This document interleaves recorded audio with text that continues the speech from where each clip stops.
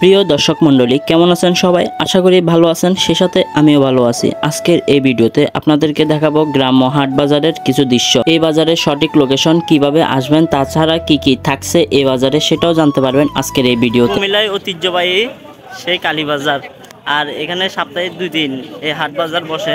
একটা হচ্ছে যে শনিবার, প্রত্যেক শনিবার এবং মঙ্গলবারে কিন্তু এই হাট বাজারটা বসে। কুমিল্লা কোটবাড়ি থেকে প্রায় 6 কিলোমিটার দূরে এই কালীবাজারটি অবস্থিত।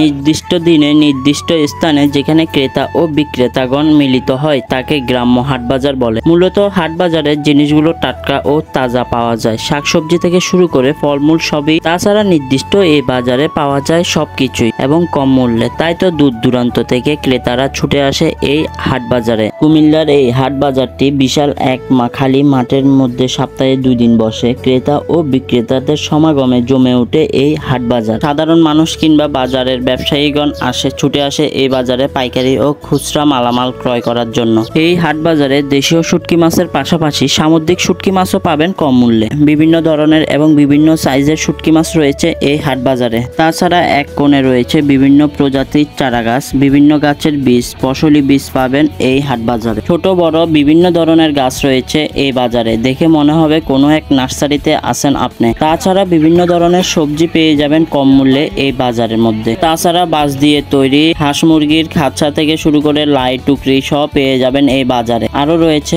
হাঁস মুরগি কবুতরের বাচ্চা সহ বিভিন্ন প্রজাতির পশু পাখি, যেগুলো এখান থেকে কম মূল্যে আপনারা ক্রয় করে নিতে পারেন। এবং খুচরা ব্যবসায়ীগণ এই বাজার থেকে হাঁস মুরগি বিভিন্ন প্রজাতির কবুতর পাখি সহ নিয়ে যায় এই বাজার থেকে অন্যত্রে বিক্রি করার জন্য। তাছাড়া রয়েছে ফলমূলের পাইকারি বাজার। বিভিন্ন জায়গা থেকে কৃষকরা তাদের উৎপাদিত ফসল নিয়ে আসে এই হাট বাজারে বিক্রি করার জন্য। গ্রামগঞ্জের বৃদ্ধ লোকেরাও বসে নেই, তারাও এই হাট বাজারে অংশগ্রহণ করে বিক্রেতা হিসেবে। বিভিন্ন টুকরি হাঁসের খাঁচা, মুরগির খাঁচা থেকে শুরু করে বিভিন্ন ধরনের বাঁশের তৈরি জিনিসপত্র তৈরি করে তারা নিয়ে আসে এই হাট বাজারে বিক্রি করার জন্য। কয়েক শত বাজারের সমান এই হাট বাজার। বিভিন্ন ব্যবসায়ী, বিভিন্ন লোকজন এবং ক্রেতা বিক্রেতাদের সমাগমে এই বাজার হয়ে ওঠে বিশাল এক হাট বাজারে। আজকের ভিডিও এই পর্যন্ত। দেখা হবে পরবর্তী কোনো এক ভিডিওতে। ততক্ষণ পর্যন্ত ভালো থাকবেন, সুস্থ থাকবেন এবং আমার চ্যানেলে নতুন হয়ে থাকলে চ্যানেলটি সাবস্ক্রাইব করে দিবেন। ফেসবুক থেকে দেখে থাকলে ফেসবুক পেজটি ফলো করে পাশে থাকবেন।